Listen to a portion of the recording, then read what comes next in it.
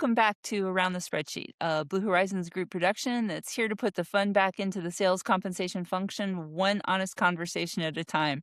We're three practitioners getting together to talk about what actually works, what doesn't, and everything else in between. If you're listening to this, remember to check the notes section for any slides or reference material we're discussing. I'm Elizabeth Evans. I'm a certified sales compensation professional, a project management professional, and I managed the sales compensation function for a Fortune 500 company for 15 years until I joined Blue Horizons Group in 2022. My passion is making the sales comp administrator's job and life easier. Joining us is Jimit Patel. I'm Jimit Patel. My experience spans all three facets of sales compensation. First, as a user slash leader and sales comp admin in a luxury retail organization, and then as a developer at Blue Horizons Group. Over to you, Todd Father. Hey, folks. Todd LeBaron, the Todd father of SPM. Just been in the space for 30 years. Chief AI officer over here at BHG, also head of advisory services. I just live and breathe SPM, and I've done it my whole career. So, with that, it's Friday. It's been a long week. What are we talking about today, Beth? Well, last time we talked about the strategy translation layer of the sales performance management framework, and today we're going to explore that framework further with a discussion of the foundational layer. So I'm going to turn that over to you. Yeah, thanks, Beth. So, yeah, today we're talking about, again, the foundational layers that are part of the SPM framework. Again, this is week 3. We've done the overview of what we're doing for this video series. Then last week we did the strategy translation layer, which is executive intent into go-to-market motions into the behavioral aspects of that. Today, foundational layers. Again, it's real simple. The data foundation, the governance foundation, and the intelligence foundation. So again, if you're thinking about that, the first one, data is easy, right? We live and die by data as comp professionals, trusted, connected, and timely. The governance is the overarching capability around how do you control and drive the capabilities and the policies and procedures. And then the intelligence foundation, more so now, maybe not so much a few years ago, you had analytics and all that, but now with AI, how are you taking that and you working on signals, you're looking at recommendations, you're looking at optimization, how are you controlling the data to get some of that insight, back upstream with some great decision support and capabilities there. So let's start with the data one, folks. And again, we're all comp professionals. We all deliver. All of us have stories on working with data. And we're talking about that. It's your trusted information. Comp plans are built around the data. And if you think about it, it's your source systems, your ERP, your CRM, your HCM, all the different upstream core capabilities where you get your data from, for sales comp. Your master data, right? And obviously we have some listed here. There's more than just that for master data. And again, your roles, your territories, your quotas, your hierarchies. Even above that, a lot of us, deep-seated architects that have been working with the data, you get into the segmentation models and you get into CRM and you get the product master and the customer master. And let's be honest, the one things that kill us anymore outside, the source systems, those tend to work more often than not. They're just not clean. The master data is where you get killed. And if you've ever been involved with the Salesforce reimplementation, why are they re-implementing two things? Their master data gets out of sync, customer master gets out of sync, and or they've got new processes in place that weren't enacted on that master data. Um, After that, you work your way down into the true transactional data, and I'll talk about that in terms of you think about your source systems, you get into the transactional layer. It's the integration of all those source systems into basically at this point a sales transaction, right? So you want to be thinking about in terms of sales performance management and SPM data mart for lack of a better word, right? The slicing and dicing the data down into sales transaction, which is the lowest granular you're going to deal with before you load it into your comp system, which then gets you into crediting, which then gets you, or excuse me, classifying and then crediting and then measuring and paying and all that, which then gets you to the financial system after the transactional system, the money trail. So you're talking, the accruals and the currency and, the actual pay side of it, the historicals. And there's other types of data. I mean, the disputes and things like that, all that ties in here. But again, data is king. This is what we're dealing with. Out of everything we're talking about, even, with the strategy layers, if you don't have that aligned, data is the one that's going to kill you. And again, every single project we're on, if you think about it, if it failed, why did it fail? If it was delayed, why did it delay? I can guarantee you 90% of the time it's going to be because of the data. How many projects have we been on that didn't have some level of issues with either the source systems were not in sync, the data was dirty. You're dealing with the ETL systems. Master data is out of sync. You're not connecting into your HCM with Workday. All that just comes together. And out of all these, the number one issue we are dealing with is this slide right here. Again, one source of truth. You're looking for as much as possible in your real-time delivery and the traceability of the information. That's why you want this working. That's it's your trusted capability throughout the system. And like I could go on hour and hour and hour over this capability right here because just we spent so much time on it. I mean, myself as an architect back in the day, writing preprocessors to clean the data, to process the data, and then later on the dispute side, and then later on the intelligence side, getting the data back upstream. Because let's be honest, you've heard me say it before, shit flows downhill. Comp people are the last one in the train. They have to deal with all that. We see all the, what's happening in the enterprise because of the data. And what's half of our job during the month is cleaning up that data. But it's not just enough to clean up the data. Again, to go from a reactive organization to a proactive organization like a center of excellence, it's cleaning up that data and getting that data back upstream. So the rest of the organization, whether it's the C-suite, whether it's sales or whatever, whether it's finance, they're seeing accurate capability based on the fact that you cleaned up everyone else's mess because you have to pay people. If it weren't for the fact that we're paying people, it'd probably be less onus on cleaning it up. It would just be one more silo of data that we're putting out there and being acted on. But that's what we're dealing with right now. And again, I've said a lot here. I think I've got two practitioners, Bess and Jimit. You know, is it 90% you're dealing with data, or what's your reality here? Well, I hope that we'll do an entire episode on data. I Yeah. think we really need to. One of the well, I've got several observations. One is that you need a good corporate commitment to that one source of truth. I was fortunate enough to work in an environment where that was embraced. Okay. But I find with customers, sometimes that's not true. The idea is, well, you've got this ICM, fix the transaction or the problematic item in the ICM so it will calculate correctly. But now you have Two sources of two truth. sources of the truth, and that is always bad. An auditor is going to kill you with that one, and so getting but that means for the sales comp administrator, there's a delicate step of, okay, we found this problem with this transaction. You need to fix it in the source system, people who maintain the source system, and send it back to me so it will be calculated correctly. And they roll their eyes, potentially, is what I've seen Well, and happen. let's be honest here. How many times have you fixed the data in your comp system, sent it back upstream, and then you saw the same issue the next month? How often do they actually fix it for you? Well, in my practical experience, never, because again, I was working with an organization that had a firm commitment to this. So Mhm. the source system people, they said, yes, we will fix that for you. They understood my goal and they subscribed to it as well. I didn't Mhm. have this problem.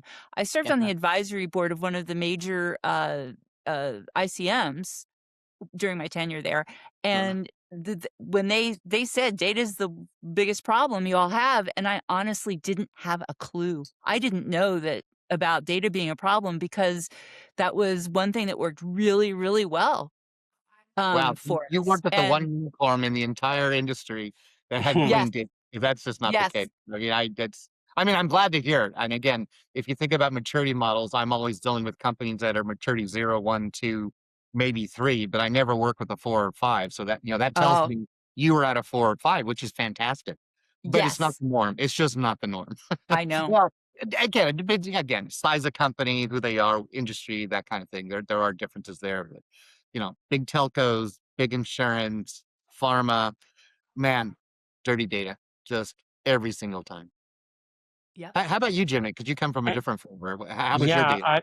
I was gonna say I think I too was relatively lucky that the information was cleaner. I'm sure we had data issues that I can Mhm. think of, but we, as you mentioned, the clients that I've worked with, it is probably the area that everyone gets hung up on, because no one wants to own it, right? And Yeah, and yeah. and because it is messy, messy from end to end, and the and it's not just like, hey, we're gonna fix this going forward.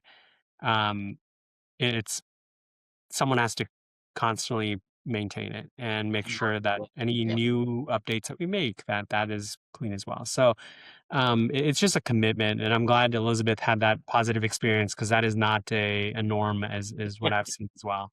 It made Yeah. me horribly naive, however. Yeah. It Oh, it's doesn't fantastic. I can't think of a client I've been on where they had clean data. Again, these are really big enterprise. You're talking a lot, so a lot of moving Yeah. parts.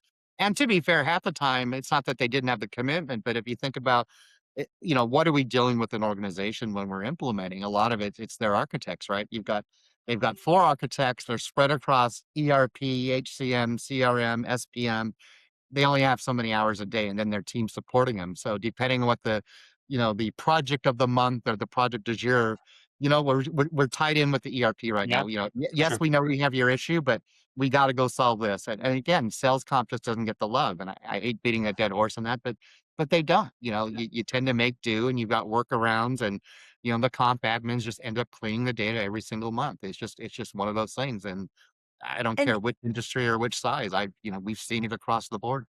in all fairness, it's really hard to do. The Yeah. customer master alone, that's another episode, Todd. Yeah. That Oh, yeah. just trying to keep track of parents and children and Yeah. Yeah. all the family dynamics that go into that, and trying to effective date that Yeah. is it's crazy. It's very, very hard. HRIS, you've got well-meaning managers in a self-service system like Workday, and we're promoting Todd, and I'm Mhm. losing Todd, Jimit's getting Todd, and so I go in and Jimit and I go in on the same day and do the same transaction, Yeah. right? Yeah. Mhm. Yeah. Well, and the big one in our world is CRM and customer master, right? Because again, a sales reps enter the parent company in one country and a different parent Yeah. company in another country, and next thing you know, you have 7 headquarters for the same company because no one realized what the master headquarter is. I've seen that so many times, and then, once that gets out of whack, it just filters And, downhill, and you're cleaning it up. Yeah. and there's always that exception, and those exceptions just keep Yeah. adding up, Yeah. and yeah, it Yeah, never and that's the ends. key. It's that layering. The first exception, okay, I'll deal with it. The second, I'll deal with it. But that's January. And then by December, you have thousands of overlay exceptions you're dealing with that Yeah, now it's just untenable. So, yeah. for sure. So, like I I said, we trust could go Like, on and on about all the issues we've had with data and whether it's the front end or the back end.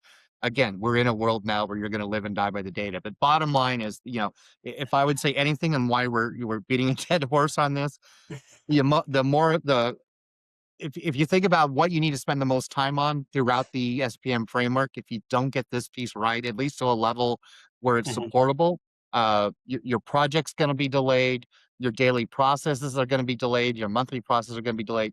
You've got to nail down some level of process. I mean, it could be a broken process, but at least follow something to get, yeah, baby steps, get that little piece going and then layer, fix one thing and then fix another. Then hopefully you end up in an organization like Best is at where they have their act together and they're working on that. And again, a lot of these industries are getting better. Again, we've seen a lot of industries that are still coming out of the early 2000s, making that transition on how they're handling data silos and warehouses and all that. And whether it's a data cloud or a data lake or data fog, I mean, you can't keep up with the terms anymore, but just make sure you're transitioning to some level of process that's supportable and repeatable. So data swamp.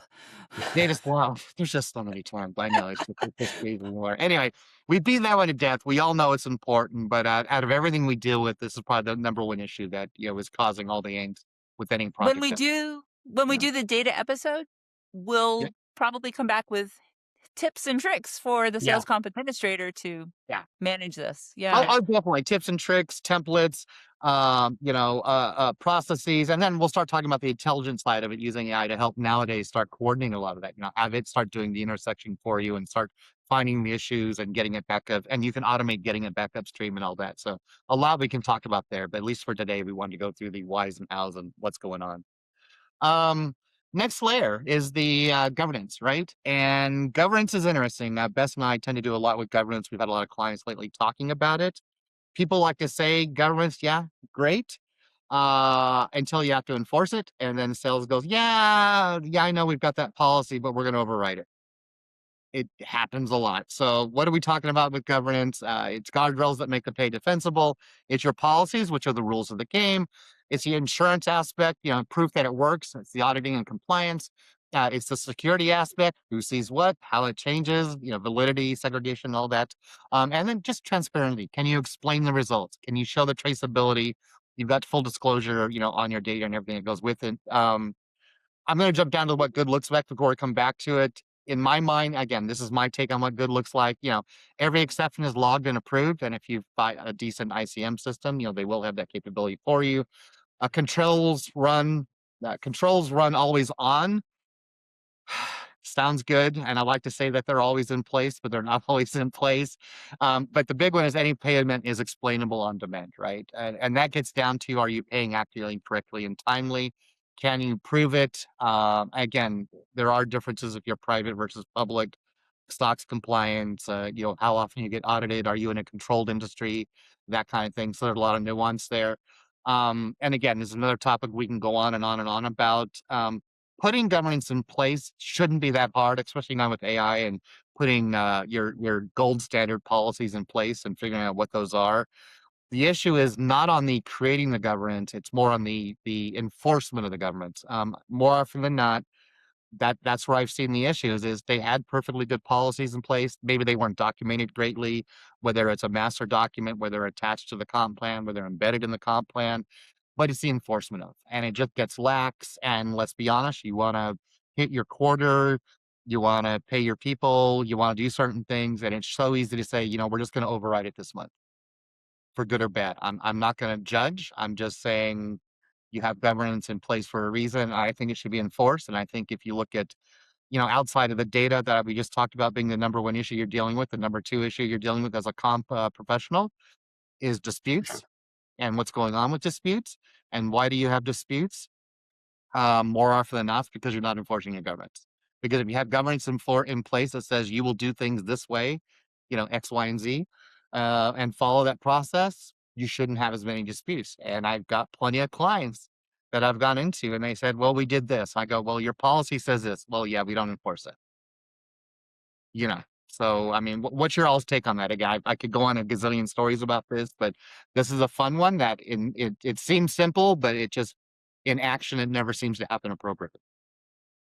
My observation, what I tell people is that your program is not what's in your sales plan, it's what you actually pay.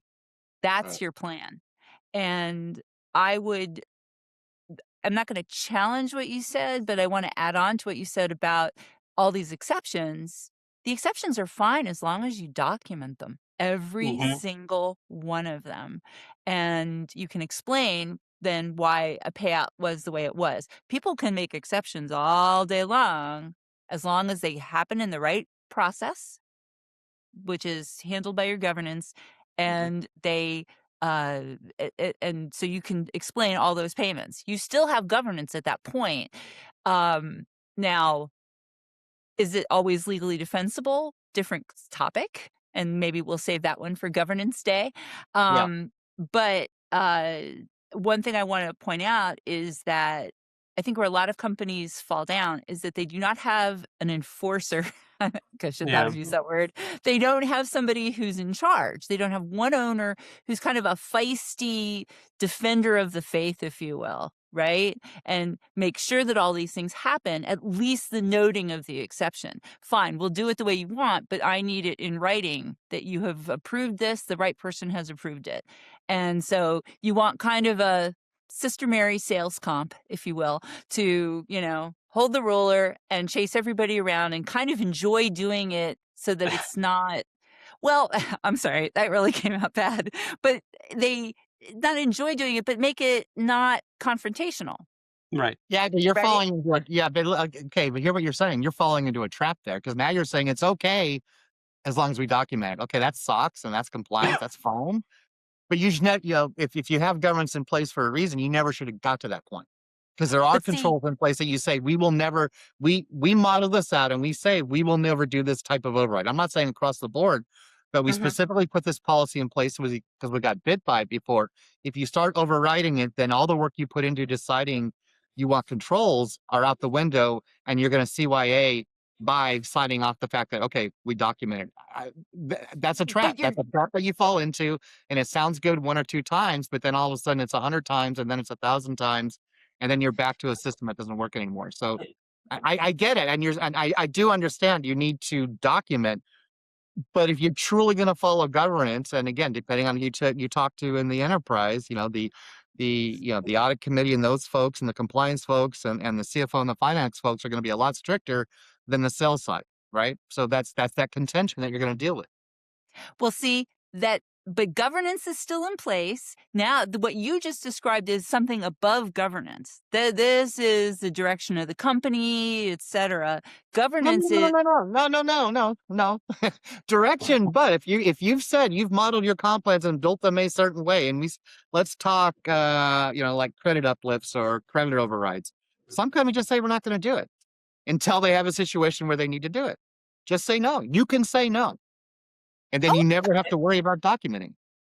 uh, but they'll go I'm for an just saying. exception. They'll go for an exception. And And what For what? then you're The about to talk possible about exception. analytics. This is where your analytics come in, where you come in and you take Sister Mary Sales Comp, takes Yeah, all of those exceptions and maps them out, does a heat map about where they're coming from and how much. And then she goes and pushes that in front of people who are supposed to care. yeah. But it's a slippery slope. You allow one, you allow 1,000. I'm saying you can put controls in place and just block it, and it doesn't happen. And you're saying, yes, you can allow it to happen as long as you have controls in place to govern it and write off. Well, I'm just saying, well, now you're just letting, let the genie out of the bottle. I I think there's say, probably got to be a middle line here somewhere, happy medium, because it's going to happen regardless of whether you wanted to or not. he's And I know not a you have a really good practitioner. He's example of that, never had Todd. to deal with this, Jimit. Yes. Yeah. And frankly, he's seen this happen. I've Yeah. heard stories about this for Well, a huge no, multi-million look, dollar payout. clients bring me in and they go, look, analyze our process. What's wrong? I'll go, it's real simple. You say here, we're never going to pay this type of overhead. And at the end of the year, you're paying hundreds of them. And you're wondering why your cost of sales went out of control. I can trace it all the way back and show you, you just upped your cost because of these right here, where you had a policy in place that said we will never do that. For Now, sure. why'd you do it? And the CFO is saying, well, I've been telling them that for months and they keep overriding it. Well, yeah. Why aren't we enforcing the controls? And the sales guy's going, well, I need these deals to go through. So Welcome it's to our world. What's Yeah. that? I'm just saying, you're You- allowing it to it's- happen. I'm saying we can be proactive and allow it not to happen. And there's going to be a middle ground somewhere. Yes. And I- I'm still going to say that I can explain the payment. I have governance. Now, Yes. whether we are doing the right thing with all the exceptions that I have documented, different problem that I'm sure we have a day specify that we're going to cover that one. Yeah, that's fine. And we're But looking. again, now you're talking, oh, great, we have SOX. SOX has no teeth. How many companies have you? Well, I've worked at dozens where they just pay the fine if they get an audit. Everybody freaks out over it, but there's no teeth on it. So You may not be Yeah. subject to SOX. okay, It's lousy to make too many exceptions. Absolutely. I'm not arguing that point at You're all. right. I'm just You're not. saying I'm saying if you're going to put a control in place, manage the control. So And I think that comes back to what Elizabeth said. And y'all are looking at it from two different Yeah. different viewpoints, right? Which they're both valid. But it comes back to the last piece that Elizabeth touched on is what are we doing with that information? It's good to have those controls in place and approvals and all these other things, but what are we doing with that information? So to make sure that either we go back to the appropriate people and say, hey, we're never going to let this happen, these certain types of things, or we're going to make this exception permanent. Yeah. It just, you have to take that information and actually act on it. It's Act on it, probably yeah. the last step. That's It's key. probably Yeah. the most important piece of it too. All right, that was a good one. Yeah, we just might have to have a bigger session on that one because we're coming Oh, at it yeah. from two sides. I can't wait All for right. Governance Day. Yeah. And the last one, intelligence. Again, this is what I would consider newer within the framework. We've always had it, not necessarily called it intelligence, advanced analytics, whatever. I'm using intelligence now because we're basically saying, we're in the AI world.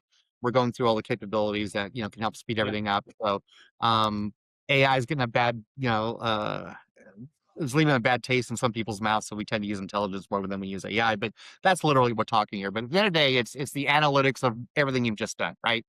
Through the planning, through the processing. Now you're acting on the data and you're doing things with the data. And that's what is it? That's signals. How does it come through? How are attainments? How are our pay, our behaviors, our risks? The detection, right? Risk anomalies, fraud, depending on where you are, what are you looking at there?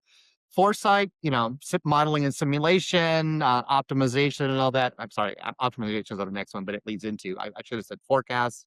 And then the action of what to do about it, recommendations, optimization, automation, you know, getting that feedback loop back upstream with things that you're finding, what good looks like, insight arrives between cycles. In other words, and typically for us, that's, month end, month beginning, month end, those are the cycles, or quarterly or annually. What are you doing in between?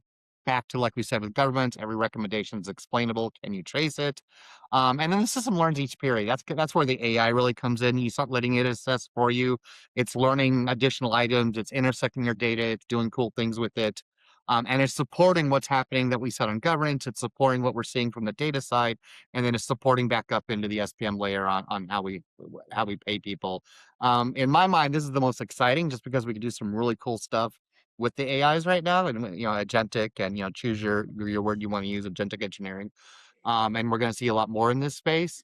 But this is one of those, again, baby steps. Start small at the end of each run and each period. Start doing some initial analysis, and we'll do some follow-ons of this with prompts you should be running and how you can set up some simple systems. But in my mind, this is one that's going to solve a lot of the other stuff we talk about upstream. But you have to have systems in place to start to working on it with. And I'm not sure y'all's take on this, because again, this is fairly new. Again, I've been touching this for years, but not everyone kind of plays in this realm. And I think this goes back to Elizabeth's point, is that someone needs to take this information and actually present it to the appropriate parties to Yeah. action on it. Because again, you could have all this great information and tell it, AI can tell you XYZ, but someone needs to physically sit down, ponder what changes need to be made to actually action on some of these things. Yeah. Otherwise, it's, you know, trash Yeah, and information. that's It's just like and not, I yeah, talk to prompt teams. They always say, how can I help the rest of the business? Well, I go, again, you see every part of the data in the enterprise, right? You see, we talked about on the data foundation, the ERP, the CRM, the HCM. You see everything that's happening, and it's clean because you had to clean it up, typically manually. Hopefully you can automate it, but it's typically you're doing manual cleanup. You know what's going on. The issue is, do you have that feedback loop to right. get it back upstream to the right people to realize that, take it all the way back to the strategic layer. How do you know that your comp plans are out of whack with the strategic intent of the company? Well, you can start running some prompts against it, and you can see our data is saying this, corporate is saying this. It's not that hard. Jim and I are working on a project right now where they flat out are out of sync. Their plans are doing one thing and corporate intent's doing another. And, It and I happens. will, and I will say, for any good analyst slash manager that wants to have their career growth, this is where I would focus. Yeah. If I had to redo it again, this is where I would focus, because this is where you're going to get the most executive eyes, and actually that that level of deep thought that would require for senior leadership Yeah. Yeah. level growth. And I know, I say this with every department that I've talked to from an SPM or ICM lens is always short staffed. They Yeah. never have enough people. Yeah. Well, and that But was you the gotta make caveat. time for it. You gotta Yeah, make that's time for the caveat I was gonna say there, Jim. It sounds great, but they're it. so Yes. busy every month. Payroll, exception, payroll. They don't have time to be an analyst. And I say, I when I'm talking to teams, I go, your job should be a forward-looking analyst, and you're a Sure. reactive, ticket taker Yeah. because you're dealing with disputes. So yeah. Well, and one of the other challenges you have is that you probably, if you have an ICM that you could analyze data in, right? If you're Mhm. that big that you have an ICM, you probably have a sales operations team as well as a sales compensation team. Mhm. Frequently, you're gonna have and now you've got siloed data, right? In my experience, a very well-run sales operations team, I've got that experience working with them as well. They're doing so much analytics about the sales motion and what's working and, understanding if the cost of sales is being, applied efficiently, if you will. And then the sales compensation people, they've got all the inquiry data. They have, I mean, which is just a gold mine. I mean, it is just a gold mine. Yeah. And so, and they also have the payouts, adjustments and exceptions. They've got all of that. And it's marrying it, I think, is where another opportunity lies for the practitioner. Yep. Yep. And again, what you just said there, it all comes down to the data. The first pillar of this one is driving everything else, and now it's just acting on that. So, yep. All right. I think we hit it all today. That All was a lot. right. And again, Okay. these ones we could go in a lot deeper. Again, this is Yeah. these they truly foundational layers, and it's all tied to the data and the acting on the data. So again, that's key. Well, the next one we're going to do, we'll actually get into the true sales performance aspects of it, which will be more the more common things that you tend to see. But these ones, we will always be touching back on these. So, yep. All right. Well, thanks for joining us for Around the Spreadsheet, a Blue Horizons Group production. Coming up next is the bonus round. Stick around for some additional content we think you'll enjoy. See you next time. Thanks for sticking around for the bonus round. We thought today that we would talk a little bit about the governance part of the foundational layer. We had a lot of conversation around that, as it turned out, and we'd like to continue that. One thing we were thinking about was one of the challenges with governance is that it is a big process that uh, requires interdisciplinary approach, right? You need commitment from the entire organization to make the governance process run well. And one of the challenges that we've identified for the sales comp practitioner is that uh, if you don't have a good governance process, you cannot explain every payment, which I think is going to be our foundational test, litmus test. You can't explain every payment easily. Then the someone's going to have to raise their hand and say, "I can't explain every payment easily, and we need to set up governance so I can." And that is a scary thing to say. Would you agree, Todd and Jimit? Yeah. Oh yeah. Yeah.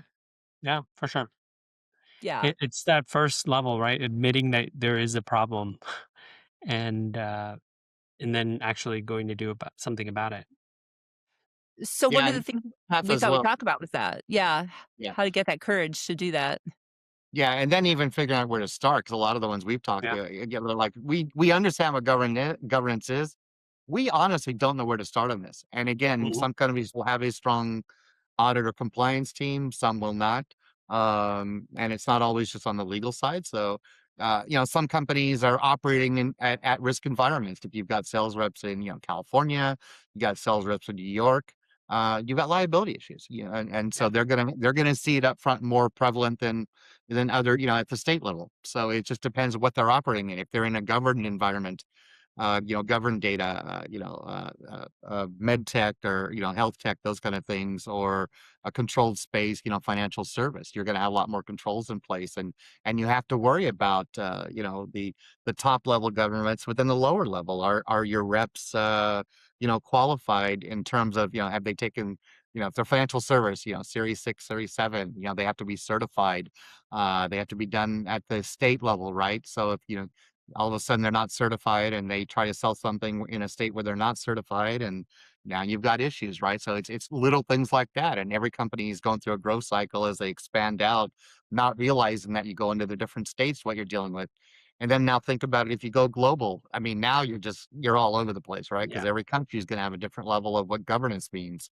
We were working a client in the fall talking governance, and they were global and just doing a benchmarking and check on laws. It's crazy some of the stuff that's going on around the world. I'm drawing a blank right now. One of them was Brazil, and it was I would not want to be a sales rep in Brazil, and I can't remember why now. I'll have to go look one that up again. But it's just every country has their own little nuance you got to deal with, and it just keeps expanding. And how do you expect a small, and they're always small, the comp team to manage that level of capability, right? And again, it's going to depend on the type of company and what they're dealing with, but you have to start somewhere, and you'll hear me say multiple times, baby steps, just get something in place, get it going, and then add to it. Start your local region, start at your local state level, and then branch within, across the US, then across North America, and then work in the other regions. Now, again, hopefully there's a compliance team you're working with, there's an audit team, there's a legal team that are supporting you with on this. But then it's even beyond that. It's not just the governance on paper and the policies on paper, but do you have a governance committee? Do you have a compliance committee? Do you have an audit committee? Do you have a comp committee? Right? They could all be one. I'm just saying you've got different levels that you're dealing with. So you Mhm. have an escalation point. So, you start down, we escalate to sales. It's going beyond sales. We escalate up to the comp committee. We've got an issue that's higher than that. So we escalate from the comp committee up to the governance committee, right? So you've got, multi-tier support on managing that. That just comes with maturity, and you're not gonna get it out of the box with a lot of companies, and they have to grow into that, and, can they afford to put into it? It just depends. If you're about to go IPO or public or whatever, yeah, you're gonna need it, obviously, because the last thing you want is, and I've seen this with a couple companies where pre-IPO audits find stuff around the firm, but I've seen it where they hit it on the comp side, and they realize they didn't have controls in place, and if the word hit the street prior to them going IPO, it was gonna be a big issue. So, there Sure. are practical, you know, uh, issues you have to deal with when you're thinking about what it means for governance. It might seem small, it might seem trivial until you realize that it affects your fundamental capability to run the business. So that's in my mind, that's why it's important. Easier said than done, but you got to start somewhere and get it going. So, For so sure. your advice, so this is an advice round, if you Mhm. will. So you're a sales compensation administrator in a Mhm. company, and you realize that you cannot document every payout. Correct. All right. And again, it's not something you can put in place yourself. You cannot start enforcing rules without buy-in, right? Yeah. And so you need to go public within the organization, if you will, Yep. and say we need to have rules. How would you suggest that sales comp administrator do that? They're the lone voice in the wilderness at the moment, Yep. and how would you start? I mean, I've seen this work, and I've been on clients where we push this through. Is you got to talk to something that you're dealing with that's causing other issues. And again, I'm going to fall back on is disputes. So Mhm. let's just say you deal with 1,000 disputes a month, and you're a two-person team. That can add up. That's a lot of time, and I've seen that. Figure out of those disputes. Let's just say there's 1,000. 400 of those are tied to a single item that happens time and time again. Mhm. And that be, can you put a policy in place to stop that from happening? Right? And now you can tie it to, you're going to kick it upstream. You're going to say, here's what I'm going to get out of it. If I can stop 400 disputes a month, which is almost half of what I'm dealing with, now I can free up my time for some other things you've been asking for. And all we need is a policy to manage this one item.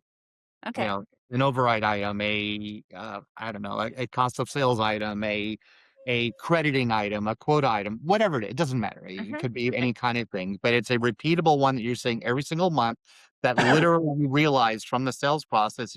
If we just put this one sentence in place, it's going to solve it. Because a lot of times it could just be the reps are just gaming the system and you never intended for that to happen to begin with. It could just be a hole in the comp plan that you just forgot about. There's Mhm. a reason why it's happening, and it's happening over and over, and you need to figure it out. Yeah. And again, and usually it's a simple one like that you can show A, it helps the business, B, it solves something that the reps are complaining about anyway, and it's going to make my life easier. If you present it that way, again, you're filling a hole, and most management will look at it and go, "Yeah, you're right. Let's fix that one, right? That's one we can fix right now. I'm already hearing it through the ranks on my sales side. If I can solve it on my side and solve it on your side, we've helped everybody out. But you got to be able to, getting back to the traceability, you need to be able to show end to end. Here's where the source it's happening. Here's why it's happening. Here's the logic in the comp plan it's hitting against. Here's the comp plan itself, and here's where we should have had this sitting in here. We documented the other things on either side of this issue. We just forgot about this one. And if you just put this little clause in here, it's gonna put a gap in there. It's gonna fill a gap, and we're good to go. And again, that's a simple use case, but that's typically how they start. They tend to be small, and then, as you grow and you get more, size wise or growth wise, they start adding up. You're just trying to plug a hole there. Start with those. And then once they've seen that you've done it once plugging the hole, then they'll take you more serious as you start bringing in some more of the edge case ones, right? And again, you're never going to be able to solve all of them, but there's going to be some glaring obvious ones, and there's going to be some edge case ones. You want to get it to where you've solved the 80%, plug the hole ones.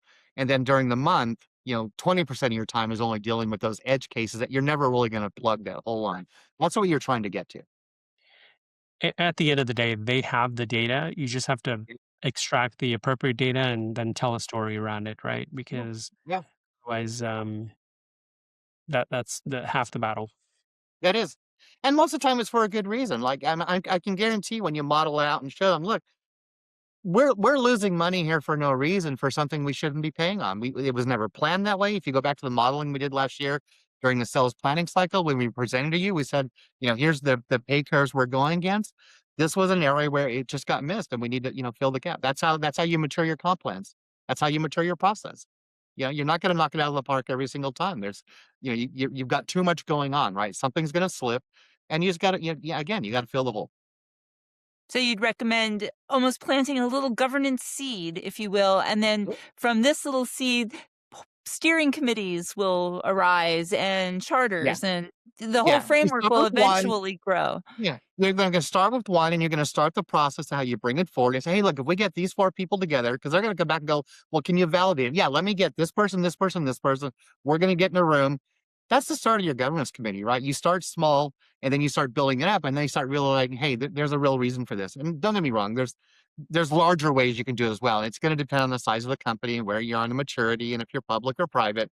Again, there's a lot of Right. nuance to that answer, but you as if you just ask me, Joe Comp operator, sitting in my own little, huddle down here working on my spreadsheets. That's how I would get it across. And we talked about this on one of the other ones. Don't do the Jerry Maguire throwing in the big manifesto with 1,000 issues that are wrong.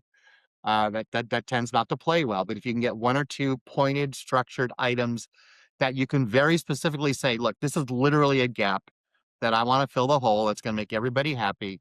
You push it that way, and then you start building on it. Well, okay. There you have it. Just that easy, right?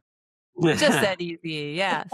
But Well, I've seen it okay, work. well, I've seen that done. I've seen where again, I get dropped in a lot we need to figure out just why are we getting, all these overrides and all these disputes. And again, some of it's Yeah. process, some of it's people, some of it's enablement and training. You split it into buckets, and then you figure out what can I control, what can I not control, who upstream needs to see this. Best you mentioned sales ops. A lot of times it could be a sales ops issue. You want to politely get it in front of them.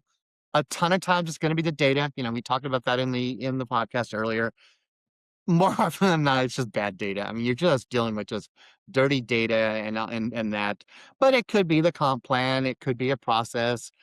I've had it one time where a quarter's worth of data was bad, and they found out the person managing the data had gone out on maternity, and just no one thought about what her process was and what she was dealing with. And she spent 2 weeks in the middle of the month building out this capability.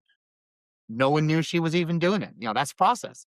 Yeah. And they yeah. missed the gap, and all of a sudden the next month, all these disputes showed up. This is when I was over in France, and they had this person that would bop around between regions and solve these things. And it was just a gap, and it just became what she'd been hired to do and what she was supposed to do were two different things. And she ended up just taking on this role that she would solve this one issue with these rotating reps. And no one thought that when she went out on maternity that was going to disappear. And all of a sudden it was chaos the next period. So it's just simple things like that will build up and happen. You just got to have a process in place for it. Before we close, I do want to emphasize that Todd is not suggesting that longer maternity leaves are a problem. He did not I am say not. that. No, this was a real world example. It was literally because yeah. So no, I am not. Send your letters to Todd LeBaron at the Horizons Group. Yeah. Yeah. Well, okay, well, thanks for joining us for Around the Spreadsheet, a Blue Horizons Group production, and we will see you next time. Thanks so much.